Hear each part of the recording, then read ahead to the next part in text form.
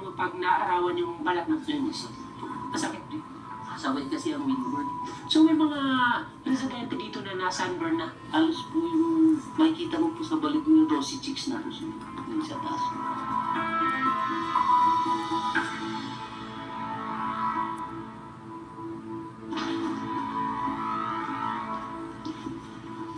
Itong mga nakaraang araw ay hindi kami ganun kasaya pagdating sa mga natutuluyan namin o natutulugan namin mga lugar. Dahil nga sa yung ilan dito, medyo mahal at hindi ganun kaganda yung amenities, hindi ganun kaganda yung mga kwarto na natutulugan namin. Buti na lang at dito sa bahagi nito ng Benguet na tsambahan namin, etong ganito kagandang homestay.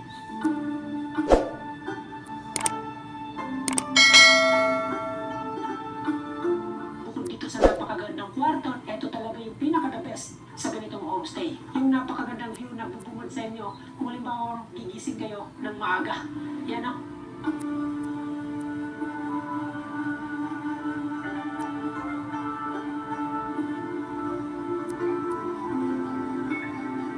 So nasa harapan po pala natin, itong isa sa pinakamataas na bundok meron ng Pilipinas, ito yung Mount Pulag, at itong kabundukan na to ay sakop naman ng Atong Benguet. So nandito po pala tayo ngayon sa kilometer 49 nitong Halsima Highway. Nabansagan po itong kilometer 49 dahil nasa mula Baguio papunta dito ay nasa 49 kilometers. At etong transient, etong homestay na pinagstayan natin ay pinangalanan na rin Route 49 Homestay.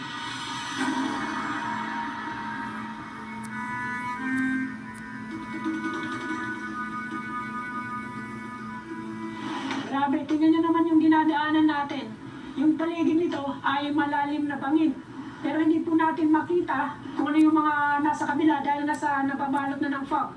Eto mga nandito sa gilid. So ito po yung karaniwang panahon dito sa Atok. Madalas talaga ditong nababalot ng fog. Buti nga ngayon, medyo clear etong kalsada. Kasi kung halimbawang hapon na o madaling araw, halos mag-zero visibility etong kalsada.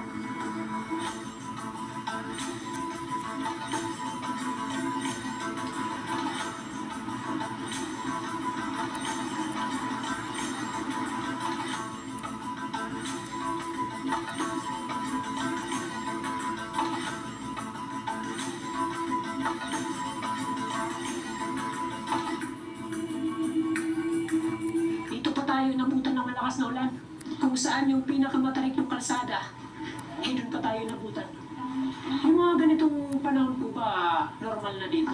Ngayong araw lang ng ganito. 2 weeks ng maaraw. Di ba unti-unti nang lumalamig yung panahon? Malamig dito kahit ano. Stable ka, 15 degrees basta hapon. Buwabagsak yan. Pwedeng 8 degrees sa madaling araw. Noon, ang Baguio kasi, kaya laging sinasabing pinakamalamig kasi syudad siya. Pero hindi nila alam na noon pa malayong mas malamig na dito sa Atok. Ito talagang pinakamalamig sa Pilipinas. Kung ano yung temperature sa Baguio kasi, automatic -8 ka dito. So kung halimbawa ang 16 degrees doon, nasa 8 dito. Parang ganun. Ano ba yung pinakamababa pang naabot na temperatura dito? Negative 4. Negative 4. Nag-yelo na dito. Nagpo-frost na yung mga gulay. Pero may mga umakyat pa dito kahit ganan. Meron na. Yun yung paborito nila. Paborito.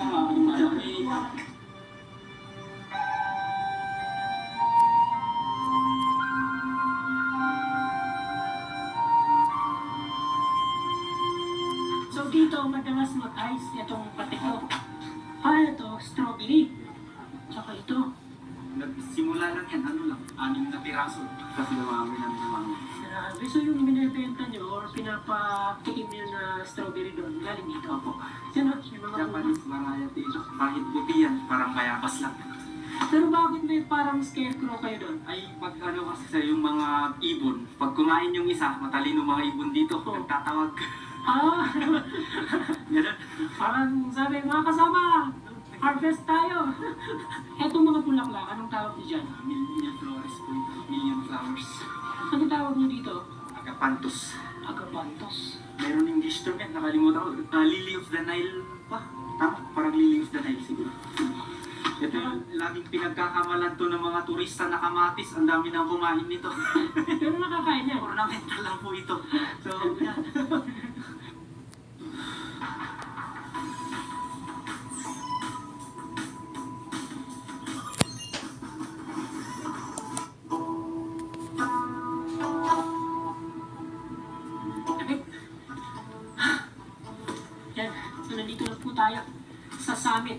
itong Mount Olis. You are now standing at Mount Olis Summit. May taas po ito maabot sa mahigit 7,900 feet above sea level. So ito po, yung address. Itong lugar, nandito po tayo sa Paway, Atok, Benguet. At etong bahagi nito ng Benguet ay ito daw yung pinaka-sentro ng probinsya. At kung halimbawa walang fog, ay makikita natin dito ng klaro yung mga bayan na nasa sakop ng Benguet.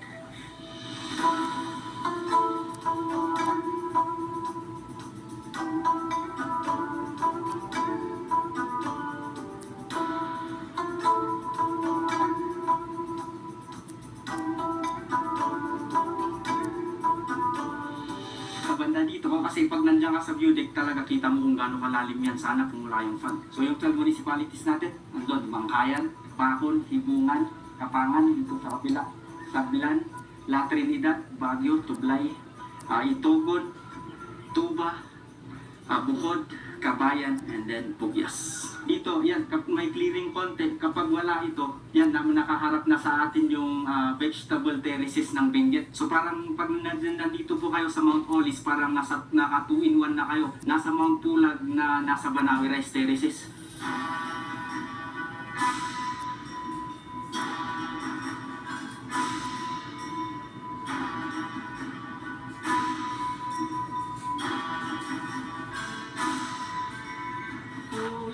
Sana natin ay yung clearing itong lugar. Pero yung dadatnan natin ay yung raining. Sir, dito, ano ba yung pinakamagandang pitasin na? Anong kulay? Ito sir, kahit yung mga half-ripe lang. Kahit ito pinkish, pwede na rin yan. Pag halimbawa ganito daw, maulan at naulanan na yung strawberry, ay pwede na natin itong kainin kahit hindi hugasan. Anong variety ito, sir? So ito po, Japanese strawberry po ito. Ito ba yung nabibili namin sa Baguio? Hindi po sir, iba yan. Dito lang po yan. Sa Atok lang? Yung mga benta ko kasi doon sa La Trinidad is mga kingberries. Pwede yung iba, Sweet Charlie, mga ganyan. Pero may mga natikman kami dati na maasim. Ano yun? Yun, yung mga kingberries po yun sa La Trinidad. Alin yung mas mataas yung quality? Ito or Ito po, malayo. Kasi ito kahit ano yan, kahit puting-puti yan, parang bayabas lang yung lasa. Yung iba hindi naniniwala hanggang sa matikman nila. tikman nga natin. Parang ang bayabas.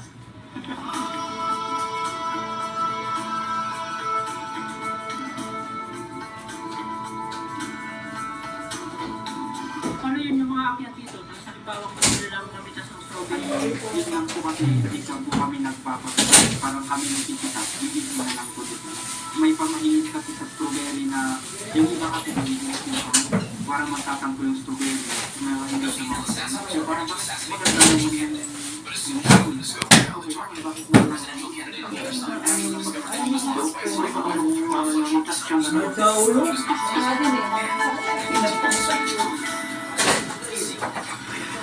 Okay lang, bakit mo lang yung ginagawa nating biyahe ngayon kasi maulan, madulas yung kalsada, medyo delikado din yung mga madadaanan nating paakyat o matarik na kalsada tulad nito. Pero,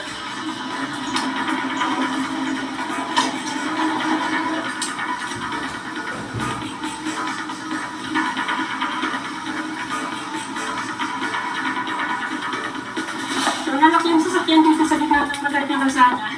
Kaya hindi tayo makabante kasi yung gulong, yung nabalakang dito. Hindi tayo makaatras kasi dito nakaharang na itong lupa. Kaya po na buhangin para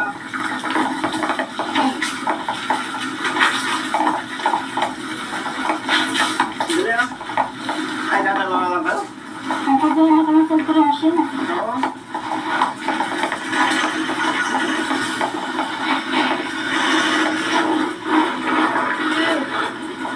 Sige, huwag ka lang.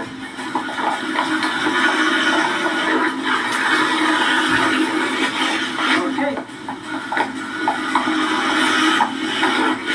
Okay. Pasok.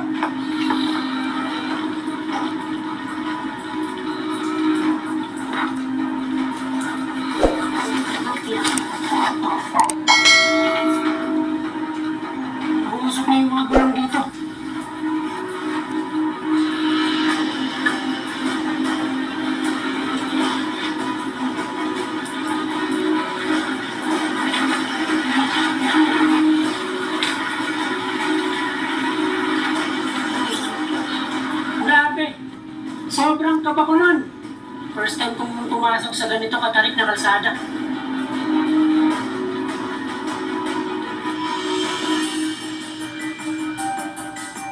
So yung gagawin po natin, dahil nga hindi tayo sigurado sa ating nadadaanan ngayon, mag-U-turn po tayo, bababa na po muna tayo, at patigilin po muna natin itong ulan kasi ito yung nagpapahirap sa ating biyahe. Yan, tingnan nyo naman, hindi natin makita ng maayos yung ating dinadaanan. Maging itong tower na ilang metro lang yung layo sa atin, ay hindi ko gaanong makita. Paano pa kaya yung mga saddle point na madadaanan pa natin doon sa unahan?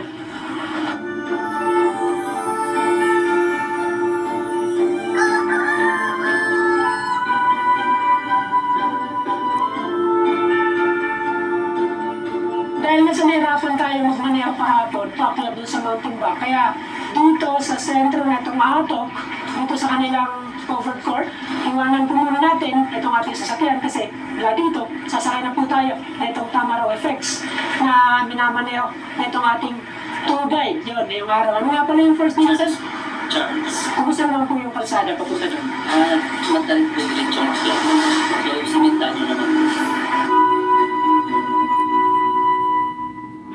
So mula dito sa sentro nitong ato, ay kailangan lang daw natin mag-travel ng maybe 20 minutes paakyat doon sa Mount Timbak. Hindi po siya ganun kalayo, pero dahil nasa tarig na itong lugar na ating madadaanan, kaya tingnan natin kung gaano kahirap yung pagmamaneho paakyat dito sa Mount Timbak.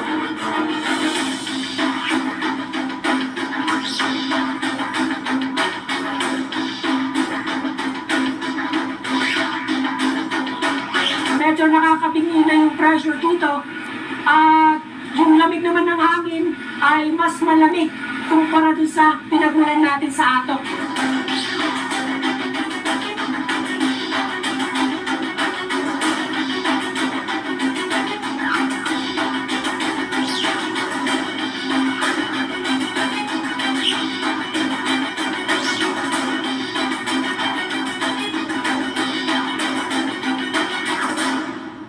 So dito, sabi nga doon sa tourism office, medyo kakaiba yung tama ng sikat ng araw dito sa taas. Kung sir, nagsasunblock ka? Pag halimbawa sir, wala kang sunblock, ano yung pakiramdam mo pag naarawan yung balat mo? Masakit? Mabli sa balat, no? Sabay kasi ang windburn. So may mga residente dito na na-sunburn na. Halos po yung makikita mo po sa balik ng Rosy Chicks na po sumitan sa taas.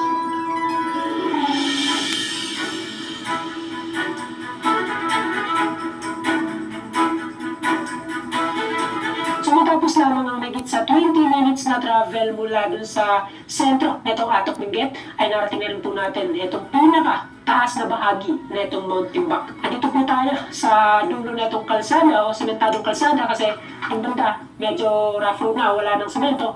At ilang metro lang mula dito, matatanong na natin yung Jack's Homestay. Ito yung kanilang karatula.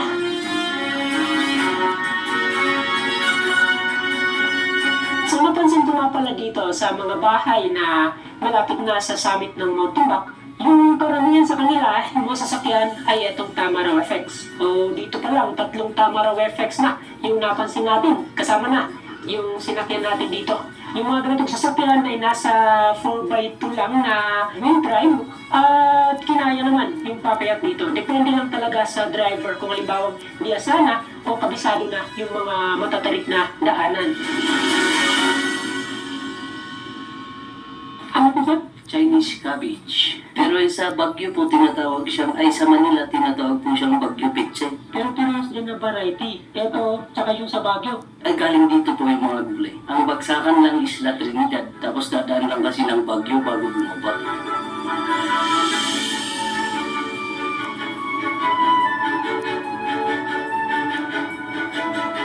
Ilang minuto pa lang yung nakalipas mula nang nagpalipad tayo ng drone. At eto na. Tingnan nyo naman, banat na naman ng ulap etong Mount Timbak. So dito talagang mabilisan yung pagkuha ng video kasi madalas balot ng ulap itong lugar. Parang mas mahirap huminga dito kumpara doon sa baba. Kaya manipis na yung hangin.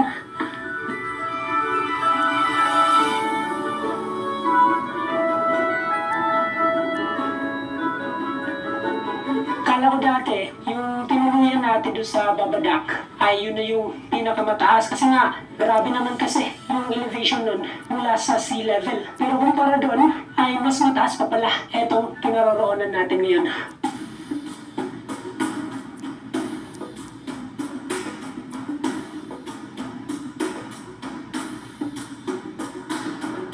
Meron po kaming dalawang room, sir. Ito po yung first room.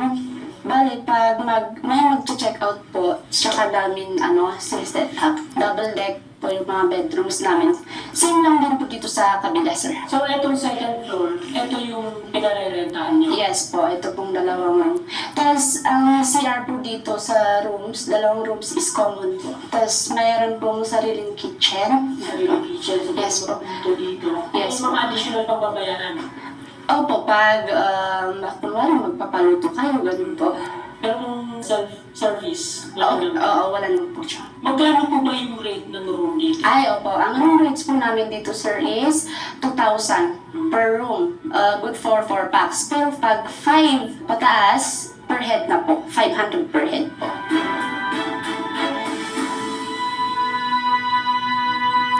So dito nga pala, sa mga nakatira sa homestay, karaniwan nilang setup, pag halimbawa matutulog na, ay gumagamit sila ng 4 na kumot.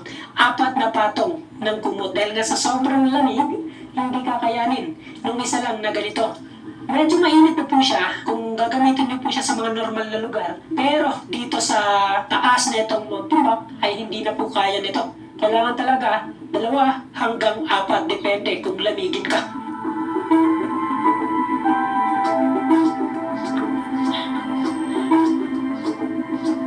Good morning po.